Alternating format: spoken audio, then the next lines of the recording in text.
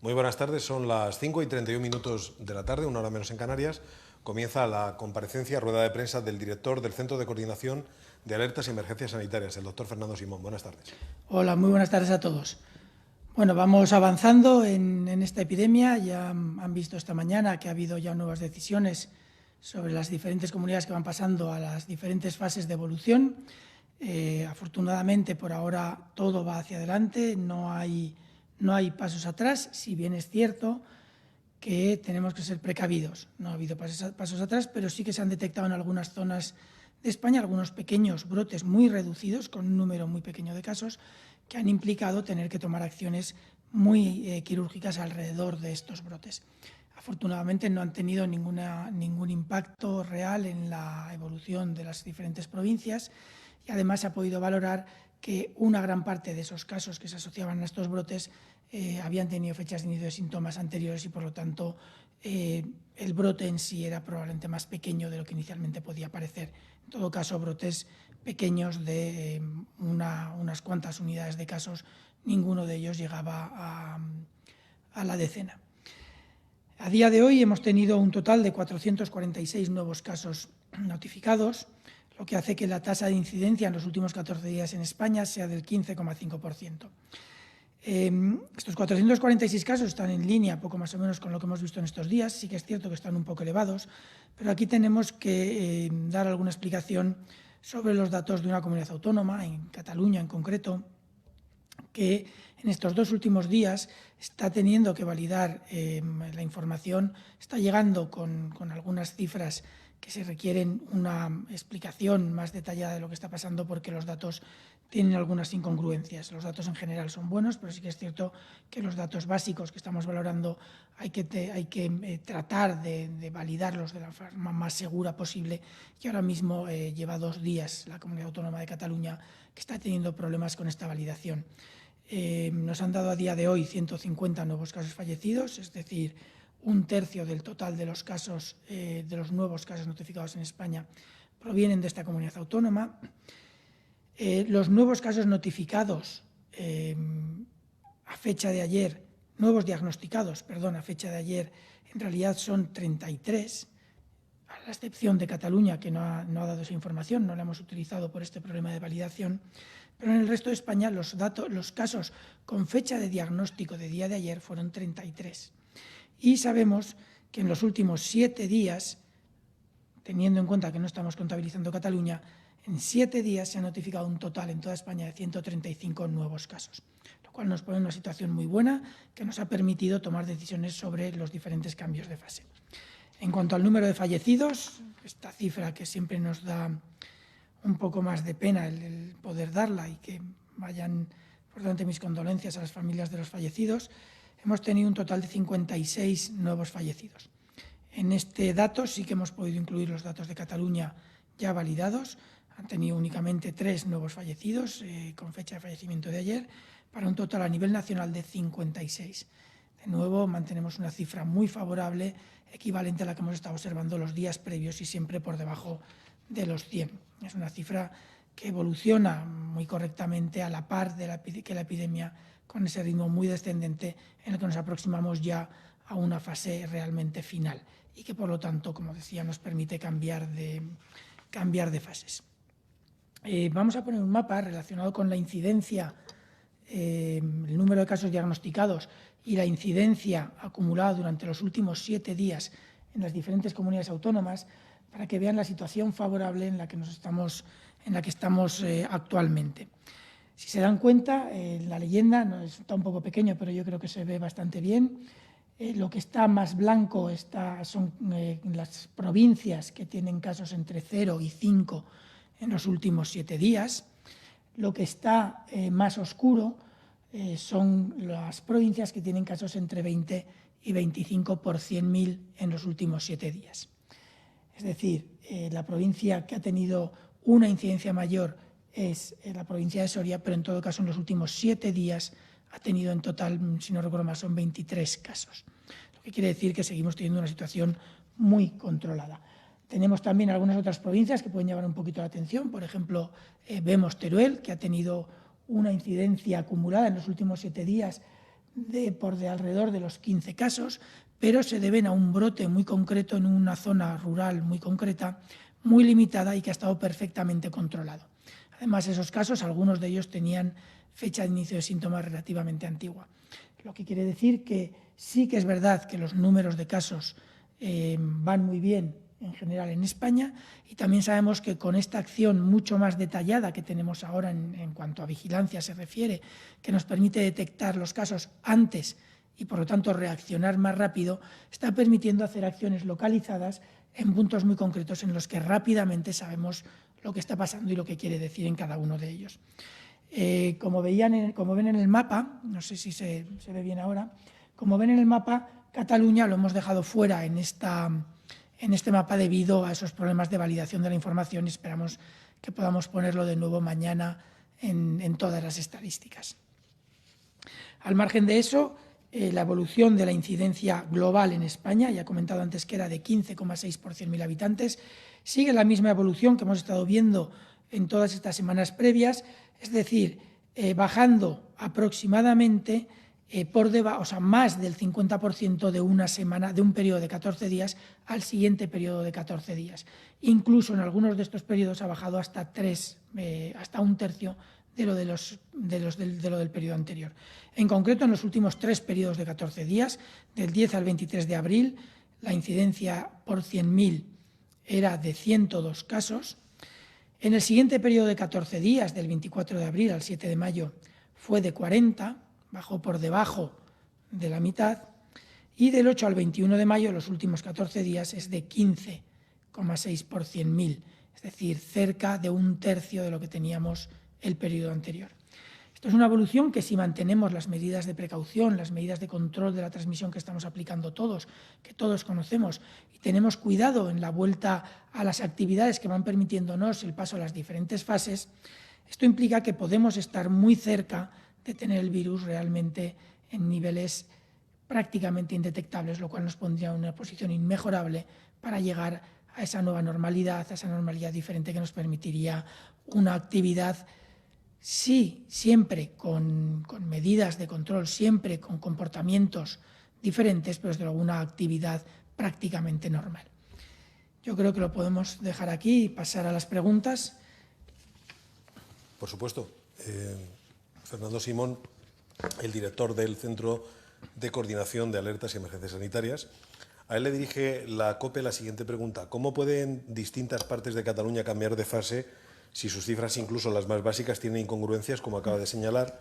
¿Cómo ha sido posible evaluar la situación allí si ni hoy ni ayer tenemos datos de contagios y fallecidos claros ni de diagnosticados en el último día? Bueno, es una pregunta muy lógica. A nosotros obviamente nos ha sorprendido los datos de ayer por la tarde y los datos de esta mañana. Las decisiones se toman en base a un informe muy detallado que hacemos con datos hasta el día lunes, o el día en el que se entrega la información. Cataluña, si no recuerdo mal, la entregó, no recuerdo si fue el lunes por la tarde o el martes. Por lo tanto, la valoración del cambio de fase se hace en base a esos datos. Todos los datos que teníamos y todas las dudas fueron resueltas, con algún esfuerzo, pero fueron resueltas por Cataluña sin ningún problema. Toda la información extra referente a datos fue aportada correctamente, y sí que es cierto que los datos de anoche o los datos de ayer por la tarde, que podíamos asumir que era un problema puntual, hoy nos han preocupado mucho. Tenemos una interacción muy importante con Cataluña para tratar de evitar que esto se convierta en un problema una vez que pasamos a las nuevas fases, porque Cataluña en principio, con algún problema en algún momento, igual que todas las comunidades han podido tenerlo en algún momento de esta epidemia, hasta no hace mucho estaba notificando bien. La evolución había sido muy buena, y el problema que hemos tenido ayer y hoy, ya digo que nos ha sorprendido también a nosotros. Estamos interaccionando con ellos, como digo, estamos tratando de entender cuál es el problema que ha habido en los datos de Cataluña, pero desde luego tanto las autoridades de salud pública de Cataluña como el Ministerio de Sanidad vamos a tener que estar muy, muy pendientes de lo que sucede, porque no es baladí el que no podamos saber qué es lo que está ahora mismo realmente pasando en Cataluña. Sabemos que esto está asociado a una zona concreta, que no es en toda Cataluña, pero nos preocupa, porque si está pasando en una zona concreta podría pasar en otras.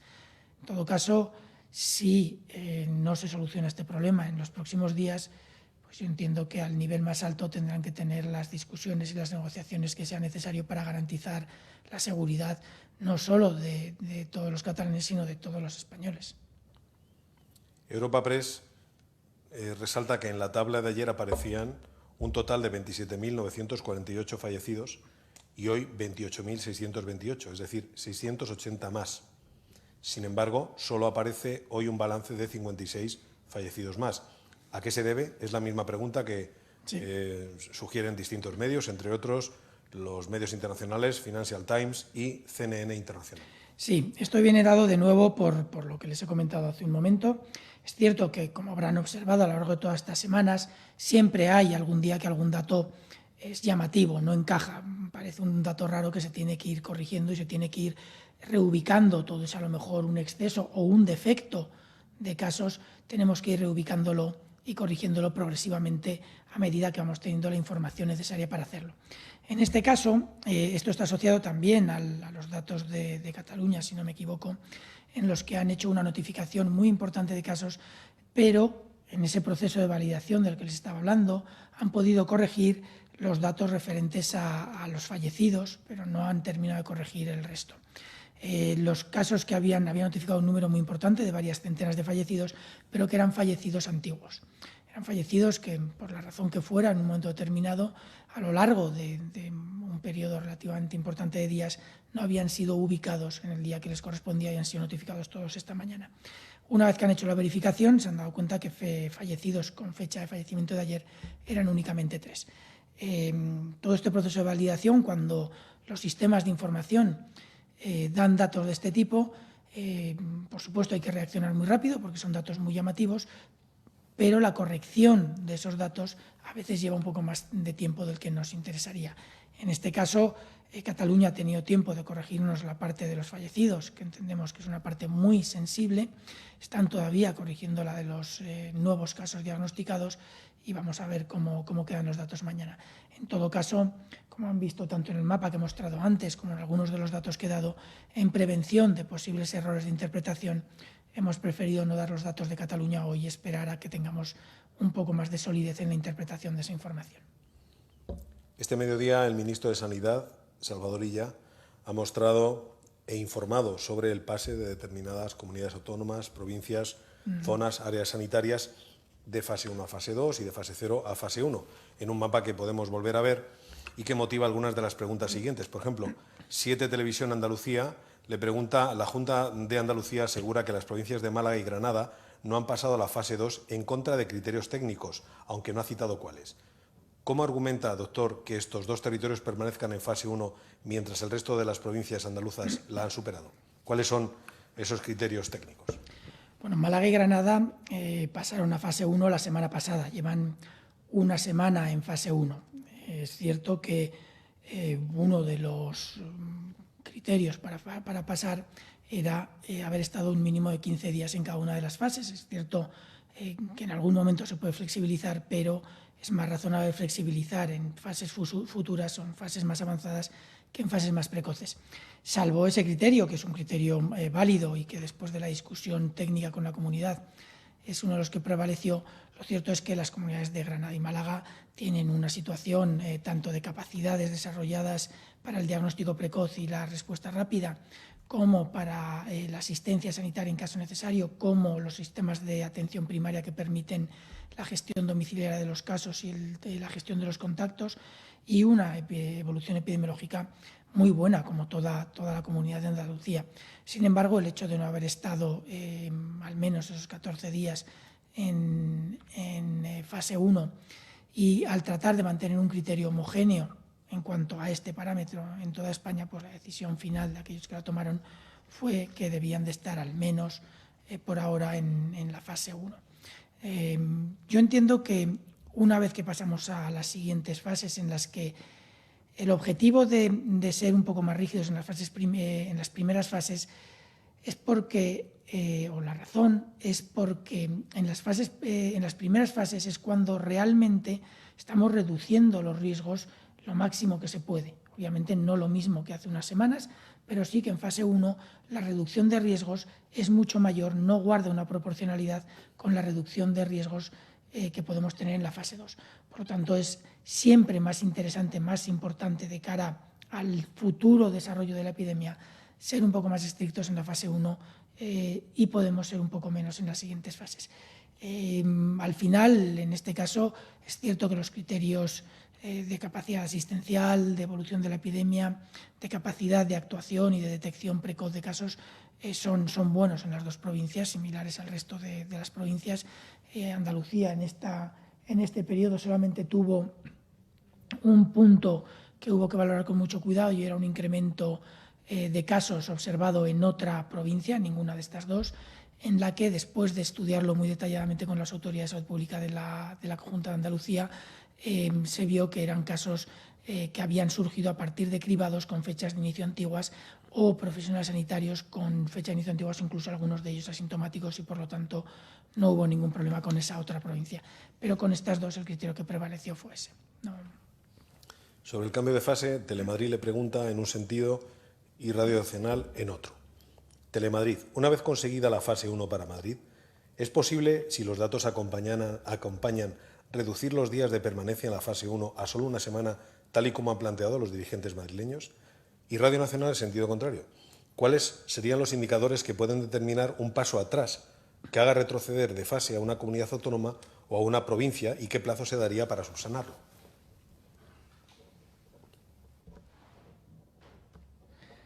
Bueno, en cuanto a estar o no menos de 15 días en una fase, el criterio básico es estar 15 días en una fase. De hecho, lo acabamos de mencionar ahora mismo con el cambio o no de fase en dos provincias de Andalucía. El criterio básico es ese.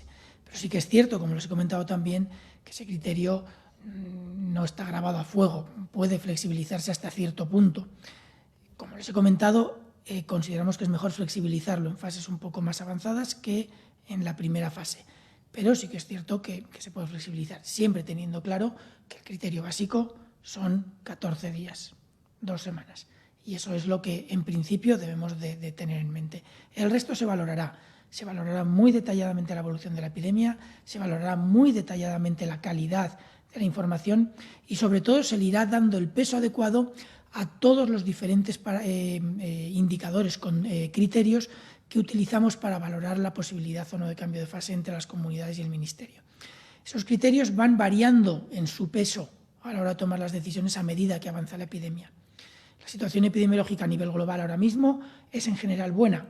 No es ya uno de los criterios que va a hacer probablemente, salvo que haya un problema muy importante en algún punto del territorio, no va a ser uno de los criterios que vayan a modificar la decisión de manera sustancial o que vayan a pesar mucho en la decisión del cambio de fase. Ahora mismo lo que tiene mucho más peso es la capacidad de detección precoz, la capacidad de reacción rápida, la capacidad de primaria de seguir contactos, es decir, en general, todo lo que nos va a permitir reaccionar mucho más rápido y de forma mucho más localizada. Y esto enlaza con la segunda pregunta. Lo que sería interesante es que ninguna provincia diera un paso atrás, sino que fuéramos capaces de actuar de forma localizada en un territorio muy pequeño, como mucho, si fuera posible, en un territorio municipal, en un distrito, en una zona muy concreta. Ese sería el objetivo inicial. Si podemos hacer las acciones localizadas en territorios mucho más pequeños, las acciones que se tienen que hacer son las acciones habituales de control de brotes y no tenemos por qué realizar acciones específicas a través de una orden ministerial que hagan cambios de fase. Ese sería el objetivo.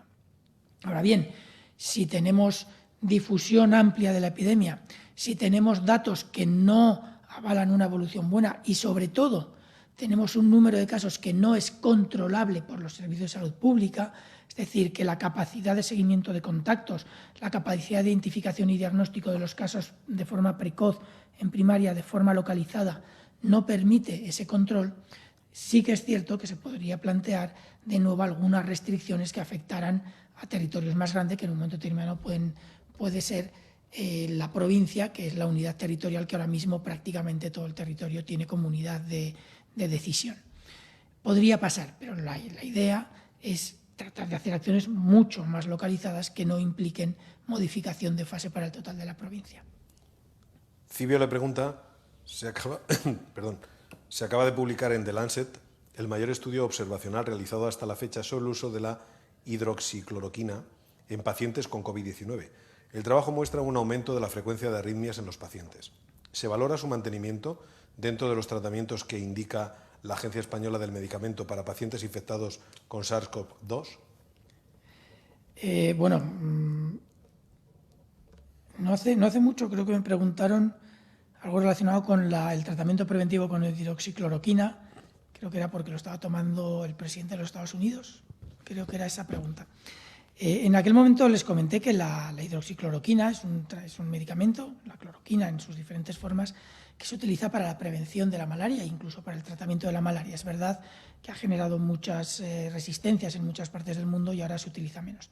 Pero sabemos desde hace muchos años que la hidroxicloroquina produce una serie de efectos secundarios, en principio leves, en alrededor de un 7% de los pacientes que la toman durante periodos relativamente largos y que es además dosis dependiente. Cuanto más tiempo tomas, más riesgo hay de que se produzca el efecto y si dejas de tomarla, el efecto acaba desapareciendo. Uno de estos posibles efectos secundarios, que es mucho menos frecuente que el del 7%, porque en el 7% tienen algún efecto secundario, pero sí que sabíamos que la hidroxicloroquina podía provocar en un número pequeño de personas algún problema de arritmias que en principio suelen ser leves porque el tratamiento con hidroxicloroquina o la profilaxis en las personas que viajan a países de riesgo de malaria suele durar periodos no tan largos como algunos que están tomando ahora. El efecto podíamos ya conocerlo, el problema con la hidroxicloroquina es fundamentalmente el tiempo.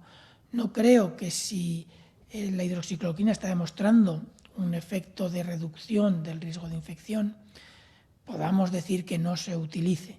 Lo que sí que tenemos que hacer es tener un control de las dosis, un control del tiempo de su uso y sobre todo tener mucho cuidado de no dárselo a las personas que no deberían de tomarlo. Es decir, el tratamiento no puede tomarse de cualquier manera por cualquier persona. Son medicamentos que, como digo, tienen efectos secundarios y por lo tanto tienen que estar bien prescritos por algún facultativo. En cuanto al volumen de efectos secundarios que se pueden tener, si ahora mismo hay un número mucho más grande del habitual de personas que toman hidroxicloroquina, ese pequeño porcentaje de personas que sufren los efectos secundarios de la hidroxicloroquina habitualmente, el porcentaje se va a mantener probablemente igual, pero en número bruto de casos no es lo mismo, un 10% de 100 son 10, un 10% de 1000 son 1000 y así vamos multiplicando, con lo cual es mucho más probable que encontremos más casos con efectos secundarios debido a la hidroxicloroquina. Reuters le pregunta si nos puede hacer una valoración de la evolución del número reproductivo R. Algunas comunidades lo tienen ya por encima del 1 y otras, como la Comunidad Valenciana, registraron un ligero aumento al alza que les ha invitado a la prudencia. ¿Cómo debemos interpretar este dato durante la desescalada? Bueno, me ha gustado que lo haya llamado número reproductivo R, el periodista, en lugar de número reproductivo básico. Creo que ya lo hemos dicho en alguna ocasión, el número reproductivo básico es al principio de las epidemias cuando todo el mundo es susceptible y cuando no se toman medidas de control.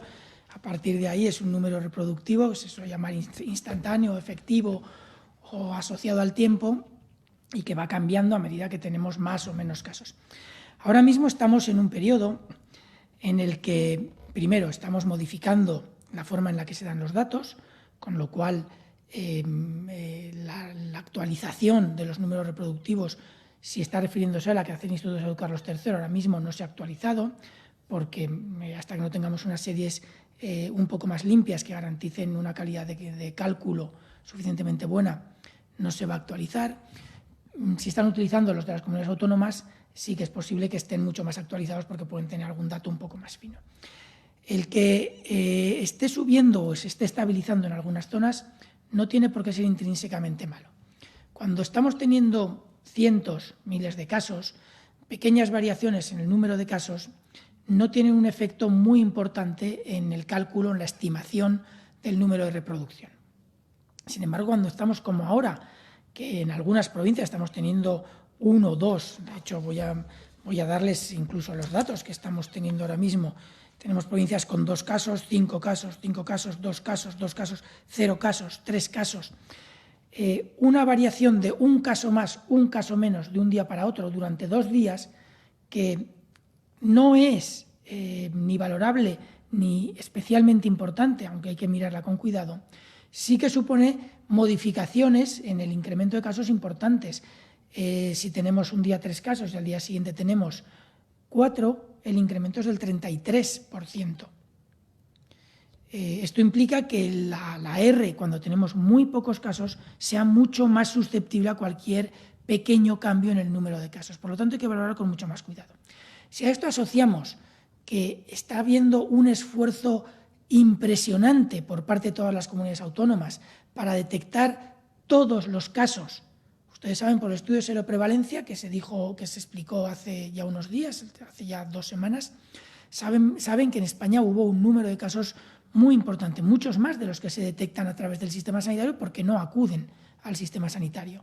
Y que el sistema sanitario, con una variabilidad entre comunidades autónomas, pero globalmente en España, detectaba alrededor del 10% del número real de casos. Si ahora estamos haciendo un esfuerzo y en lugar de seguir detectando un 10%, estamos a lo mejor detectando el 15, el 20, el 30, el 40%, que ya había alguna comunidad que lo detectaba, por lo tanto en esa comunidad probablemente estarán ahora en el 50, 60, 70%, y vemos que, aunque hay pequeña variabilidad en esa R, pero que se mantiene más o menos estable, pese a que estamos detectando un porcentaje mayor de casos y que las cifras de nuevos casos no suben significativamente, quiere decir que realmente el número, la transmisión real es menor. ¿Cómo lo podremos, sustanciar? ¿Cómo podremos decir esta es la transmisión con este valor? Cuando tengamos esas series un poquito más estabilizadas, cuando estos sistemas de información hayan tenido un recorrido suficiente para garantizarnos esa estabilidad y tengamos las series un poco más limpias. En ese momento están ya muy bien, pero todavía, como han visto al principio de la rueda de prensa, hay alguna comunidad que nos lo tiene que arreglar. Entonces, cuando tengamos esas series, probablemente veremos que el número de reproducción es probablemente mucho más bajo de lo que estamos observando ahora. Si además añadimos un número de reproducción calculado ya por la fecha de inicio de síntomas y no por la fecha de notificación, que sabemos que hay una disparidad ahí, pero la fecha de inicio de síntomas sabemos que ahora mismo se detectan más rápido y mejor. Y muchos de los casos que están notificando ahora, sabemos además que vienen a través de cribados de personas que iniciaron síntomas hace tiempo. Cuando podamos hacer todo eso con datos limpios, sólidos, de los que los técnicos y los científicos nos sintamos todos como grupo satisfechos de su calidad, probablemente veremos un número de reproducción mucho más bajo de lo que estamos observando ahora. En todo caso, incluso con esta estabilización o pequeñas subidas, pero más bien estabilización que estamos viendo, debido a esa variabilidad que hay por el pequeño número de casos que detectamos y debido a ese esfuerzo grande por detectarlo todo, yo creo que podemos explicar perfectamente ese efecto. Finalizamos con una pregunta de Cantabria Directa, que dice que el Gobierno de Cantabria va a realizar muestras en las aguas de baño en el mar y también en las residuales para detectar posibles restos del virus que provoca el COVID-19. ¿Se supone que esto ayudaría a conocer mejor el comportamiento del virus?